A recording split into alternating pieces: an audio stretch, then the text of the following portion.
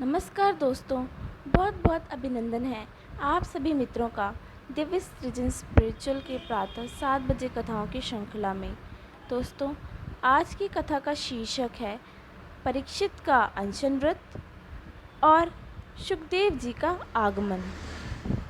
सूत जी कहते हैं, राजधानी में पहुंचने पर राजा परीक्षित को अपने उस निंदनीय कर्म के लिए बड़ा ही पश्चाताप हुआ। वो बहुत उदास हो गए और सोचने लगे, मैंने निरपराध और अपना तेज छिपाए हुए ब्राह्मण के साथ अनार्य पुरुषों के समान बड़ा नीच व्यवहार किया। ये बड़े खेद की बात है। अवश्य ही उन महात्मा के अपमान के फलस्वरूप शीघ्र से शीघ्र मुझ पर कोई और विपत्ति घोर आने वाली है। मैं भी ऐसे ही चाहता हूँ, क्योंकि उससे मेरे पाप का प्रायश्चित हो जाएगा और फिर कभी मैं ऐसा काम करने का दुस्साहस नहीं करूँगा। ब्राह्मणों की क्रोधाग्नि आज ही मेरे राज्य, सेना और भरे पूरे खजानों को जलाकर खाक कर दे, जिससे फिर कभी मुझ दुष्ट की ब्राह्मण देवता और गौओं के प्रति ऐसी पाप बुद्धि ना हो। वे इस प्रकार चिंता कर ही रहे थे कि उन्हें मालूम हुआ ऋषि कुमार के शाप से तक्षक मुझे डसेगा। उन्हें वह धधकती हुई आग के समान तक्षक का डसना बहुत भला मालूम हुआ। उन्होंने सोचा कि बहुत दिनों से मैं संसार में आसक्त हो रहा था, अब मुझे शीघ्र वैराग्य होने का कारण प्राप्त हो गया। वे इस लोक और परलोक के भोगों को तो पहले से ही तुच्छ और त्याज्य समझते थे, अब उनका स्वरूप त्याग करके भगवान श्री कृष्ण के चरण कमलों के सेवकों में सर्वोपरि मानकर आमरण अनशन व्रत लेकर वे गंगा तट पर बैठ गए। गंगा जी का जल भगवान श्री कृष्ण के चरण कमलों का वह पराग लेकर प्रवाहित होता है, जो श्रीमती तुलसी की गंध से मिश्रित है। यही कारण है कि वे लोकपालों के सहित ऊपर नीचे के समस्त लोकों को पवित्र करती हैं। कौन ऐसा मरणासन पुरुष होगा जो उनका सेवन ना करे। इस प्रकार गंगा जी के तट पर आम्र अनशन का निश्चय करके उन्होंने समस्त आसक्तियों का परित्याग कर दिया और वे मुनियों का व्रत स्वीकार करके अनन्य भाव से श्री कृष्ण के चरण कमलों का ध्यान करने लगे। उस समय त्रिलोकी को पवित्र करने वाले बड़े बड़े महानुभव महर्षि मुनि अपने शिष्यों के साथ वहाँ पधारे। संत जन प्राय तीर्थ यात्रा के बहाने स्वयं उन तीर्थ यात्रा को ही पवित्र करते हैं। उस समय वहाँ पर अत्रि, वशिष्ठ, च्यवन, शरद्वान, अरिष्टनेमि, भृगु, अंगीरा, पराशर, विश्वामित्र, परशुराम, उतथ्य, इंद्रप्रमद, इदमवाह, मेधातिथि, देवल, आरिष्टशेण, भारद्वाज, गौतम, पिप्लाद, मैत्रेय और कपवश, अगस्त्य, भगवान व्यास, नारद तथा इनके अतिरिक्त और भी कई श्रेष्ठ देवऋषि, ब्रह्मऋषि तथा अरुणादि राजऋषियों का शुभागमन हुआ। इस प्रकार विभिन्न गोत्रों के मुख्य ऋषियों को एकत्र देखकर राजा ने सबका यथा योग्य सत्कार किया और उनके चरणों पर सिर रखकर वंदना की। जब सब लोग आराम से अपने अपने आसनों पर बैठ गए, तब महाराज परीक्षित ने उन्हें फिर से प्रणाम किया और उनके सामने खड़े होकर शुद्ध हृदय से अंजलि बांधकर वे जो कुछ करना चाहते थे उसे सुनाने लगे।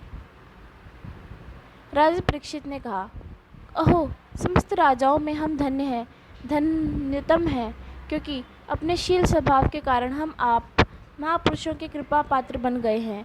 राजवंश के लोग प्राय निंदित कर्म करने के कारण ब्राह्मणों के चरण थोवने से दूर पड़ जाते हैं। यह कितने खेद की बात है। मैं भी राजा ही हूँ। निरंतर देह गेह में आसक्त रहने के कारण मैं भी पाप रूप ही हो गया हूँ। इसी से स्वयं भगवान भी ब्राह्मण के शाप के रूप में मुझ पर कृपा करने के लिए पधारे हैं। ये शाप वैराग्य उत्पन्न करने वाला है, क्योंकि इस प्रकार के शाप से संसार आसक्त पुरुष भयभीत होकर विरक्त हो जाया करते हैं। ब्राह्मणों, अब मैंने अपने चित्त को भगवान के चरणों में समर्पित कर दिया है। आप लोग और माँ गंगा जी शरणागत जानकर मुझ पर अनुग्रह करें। ब्राह्मण कुमार के शाप से प्रेरित हुए कोई दूसरा कपट से तक्षक का रूप धरकर मुझे डस ले अथवा स्वयं तक्षक आकर डस ले, इसकी मुझे तनक भी परवाह नहीं है।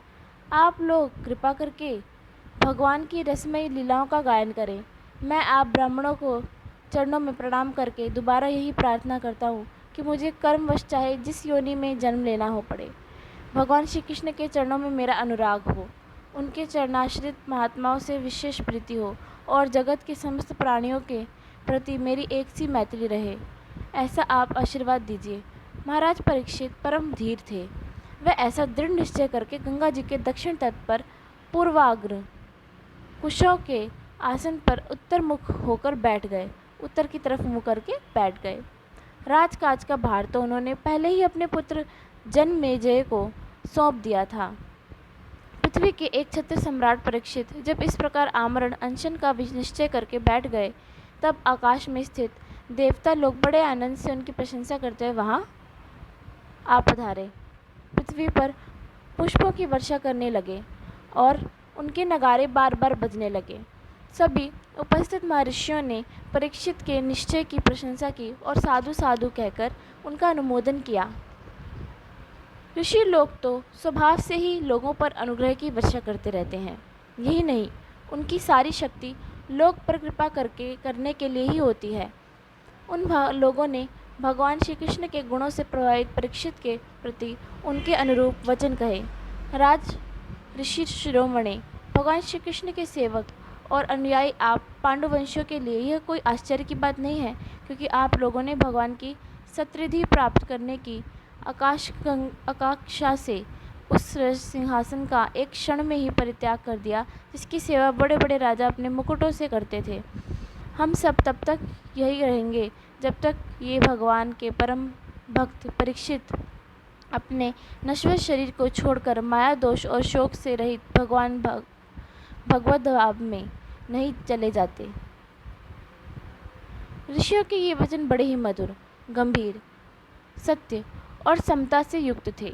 उन्हें सुनकर राजा परीक्षित ने उन योग युक्त मुनियों का अभिनंदन किया और भगवान के मनोहर चरित्र सुनने की इच्छा से ऋषियों से प्रार्थना की, महात्माओं, आप सभी सब ओर से यहाँ पधारे हैं। आप सत्य लोक में रहने वाले मूर्तिवान वेदों के समान हैं। आप लोगों का दूसरों पर अनुग्रह करने के अतिरिक्त जो आपका सहज स्वभाव है, इस लोक या परलोक में और कोई स्वार्थ नहीं है। विप्रवरों, आप लोगों पर पूर्ण विश्वास करके मैं अपने कर्तव्य के संबंध में यह पूछने योग्य प्रश्न करता हूँ। आप सभी विद्वान परस्पर विचार करके बतलाइए कि सबके लिए सब अवस्थाओं में और विशेष करके थोड़े ही समय में मरने वाले पुरुषों के लिए अंतःकरण और शरीर से करने योग्य विशुद्ध कर्म कौन सा है। उसी समय पृथ्वी पर स्वेच्छा से विचरण करते हुए किसी की कोई अपेक्षा न रखने वाले व्यास नंदन भगवान श्री सुखदेव जी महाराज वहाँ प्रकट हो गए। वे वर्ण अथवा आश्रम के बाह्य चिन्हों से रहित और आत्मानुभूति में संतुष्ट थे। बच्चों और स्त्रियों ने उन्हें घेर रखा था। उनका वेश अवधूत का था। 16 वर्ष की अवस्था थी। चरण, हाथ, जंघा, भुजाएं, कंधे, कपोल और अन्य सब अंग अत्यंत सुकुमार थे। नेत्र बड़े बड़े और मनोहर थे। नासिका कुछ ऊंची थी। कान बराबर थे। सुंदर भौहें थी। इनमें मुख बड़ा ही शोभायमान हो रहा था। गला तो मानो सुंदर शंख ही था।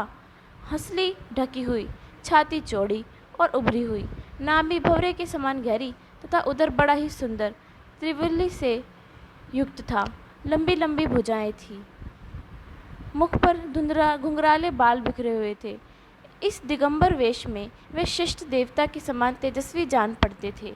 श्याम रंग था। चित्त को चुराने वाली भरी जवानी थी। वे शरीर की छटा और मधुर मुस्कान से स्त्रियों को सदा ही मनोहर जान पड़ते थे।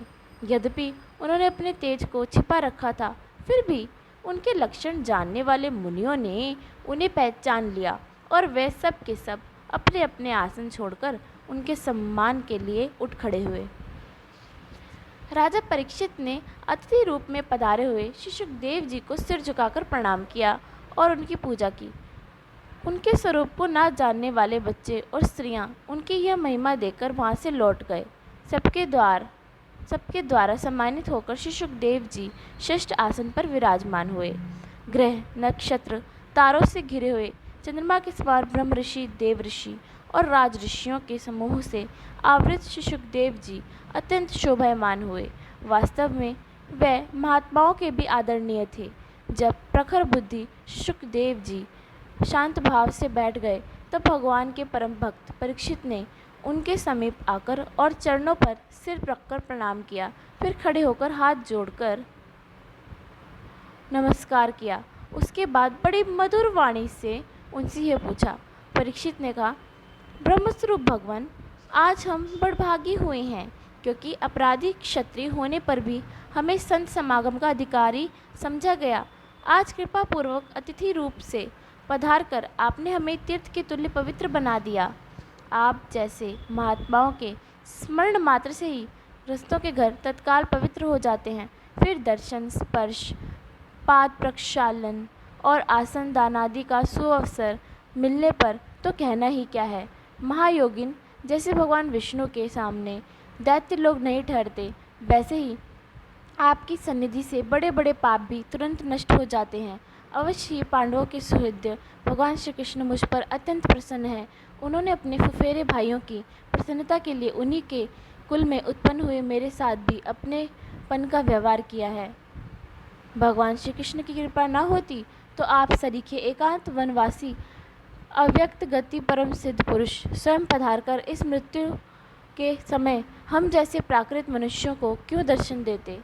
आप योगियों के परम गुरु हैं, इसलिए मैं आपसे परम सिद्धि के स्वरूप और साधन के संबंध में प्रश्न कर रहा हूँ। जो पुरुष सर्वथा मरणासन्न है उसको क्या करना चाहिए? भगवान, साथ ही यह भी बतलाइए कि मनुष्य मात्र को क्या करना चाहिए। वे किसका श्रवण, किसका जप, किसका स्मरण और किसका भजन करें तथा किसका त्याग करें। भगवत स्वरूप मुनिवर, आपका दर्शन अत्यंत दुर्लभ है, क्योंकि जितनी देर एक गाय दूही जाती है गृहस्थों के घर पर, उतनी देर भी तो आप नहीं ठहरते। सुत जी कहते हैं, जब राजा ने बड़ी ही मधुर वाणी में इस प्रकार संभाषण और प्रश्न किए, तब समस्त धर्मों के मर्मज्ञ व्यास नंदन भगवान श्री सुखदेव जी उनका उत्तर देने लगे। तो दोस्तों, यह तो थी आज की कथा। इसके आगे की कथा में हम जानेंगे कि श्री सुखदेव जी और परीक्षित राजा के बीच में किस किस प्रकार के प्रश्न और उत्तर होते हैं और क्या वार्तालाप वो आपस में करते हैं। तो इसी के साथ मैं आज अपनी वाणी को यहीं विराम देती हूँ। कल फिर मिलेंगे प्रातः 7 बजे कथाओं की श्रृंखला में। तब तक के लिए आप सभी को धन्यवाद।